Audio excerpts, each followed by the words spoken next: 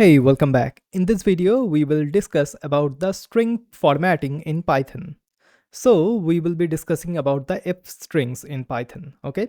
So if string was introduced in Python version 3.6 and is now the preferred way of formatting strings.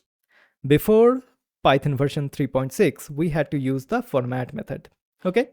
So now, before discussing about the if strings in Python, let's see some problematic code and which problem the if strings solve for us. So let's declare a variable called price equals to, let's do 10, and let's declare a variable message equals to, let's do the price is, and let's add a space here, plus the price, okay, and then plus dollars. Okay. So what exactly we are expecting from this message variable? So we are expecting like, hey, the price is $10. So let's add a space here as well. Okay, hit save. And now let's print the message. Okay. Now, if we do this, so this is a problematic code. The initially VS Code is not recognizing the problem because this is a valid piece of syntax, but this is a problematic code. So when we run this, you will see. So if we just run the program, as you can see, we are getting this error and we are getting this type error. And what exactly it is saying? It is saying can only concatenate string, not int, to string. So what exactly is happening? So the price is an integer. Okay, so this is an integer and Python is saying like, hey, I can concatenate only two strings. I cannot concatenate a number with a string. Okay, so we can resolve this issue in different ways. So first of all, what we can do, we can just convert this price to a string. Okay, so if we just do something like 10, okay, hit save. And as you can see, we are not getting any errors and we are getting this value here. But this value is hard coded. So what we can do here, we can add the str function, and inside of this function, we can add the price. Okay. Now, if we just run the program, as you can see, we are getting the same result.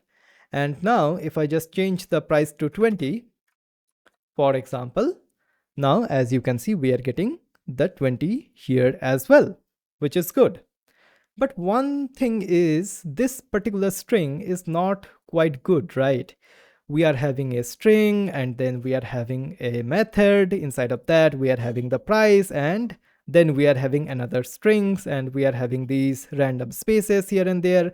So this is not very good. So let's write this exact piece of code with the help of if strings. And then you will realize how easy it is to use the if strings without using this sort of string concatenation. Okay, so we can just comment out this one and do message equals to. So here, first of all, we have to type the F and then open up the quotes. Okay, and now we can write a string here. So the price is $10. Okay, hit save. And if I just run the program, as you can see, this is quite the same. So this is a string. But now, if we just get rid of this 10 and open up the curly braces, and inside of that, we can add a variable here. So let's add the price. Okay, hit save and run the program. As you can see here, the price is $20. Okay, so now we are using this price variable. And this price variable under the hood is automatically being converted to string. That is why we do not have to do something like this. Okay, we do not have to wrap the price inside of the string function. So this is how we can do that, or we can add some sort of a like an expression as well. So price times 10, we can do that as well. So as you can see, the price is now $200. Or we can do something like, let's do something like minus as well. Okay, so you get the idea. You can do any sort of Python expression inside of these curly braces. So how we can write the if strings? We have to write the if first of all, and then open up the double quotes or single quotes, just like how we write the strings. And whenever we want to have a variable, we have to open up the curly braces, and inside of the curly braces, we can write our expression or our variable. Okay, so this is how the if strings work. All right, so there are some of the other things as well. One of the things is that we can do something like this. So we can do price and then colon and then dot to f. Okay, so first of all, let's run this program and then I will explain the thing to you. So when we run this program, we are getting the price is 20.00. So what exactly is happening? So here we are saying like, hey, you will add the price here, and then after that you will put two decimal points, like two fractional points here. So that is why it is 2f here. Okay, so this is the syntax. I'm not sure how useful it is, but it is the syntax which we can use here. Okay, so all right, so this is how we can use the if strings here.